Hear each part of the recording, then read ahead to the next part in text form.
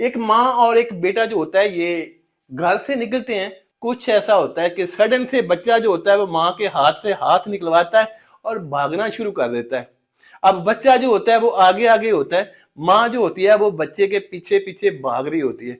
जिस साइड के ऊपर बच्चा भाग रहा होता है उसी साइड के ऊपर एक बहुत बड़ा कुआं होता है, फिर भागना शुरू कर देता है। अब फिर माँ आगे आगे, बच्चा फिर पीछे पीछे। ये वाला खेल जो होता है कई घंटों तक चल रहा होता है। कोई बंदा जो होता है वो इस सारे खेल को नोट कर रहा होता है। अब वो बंदा जो होता है इस वाले वाक्य को लेकर के मौला अली के हजूर पेश होता है। तो मौला अली जो है वो सारे के सारे वाक्य को सुनते हैं, मस्कुराते हैं, फरमाते हैं कि बच्चे की उम्र क्या है। तो साहब जो होते हैं फरमाते हैं, कहते हैं कि उस बच्चे की उम्र लगभग कोई 3 साल की होगी। तो मौला अली जो है मुस्कुराते हुए कहते हैं कि एक 3 साल का बच्चा जो है ला करके उसके साथ छोड़ दो, वो बच्चा खुद ब खुद वहीं पे रुक जाएगा।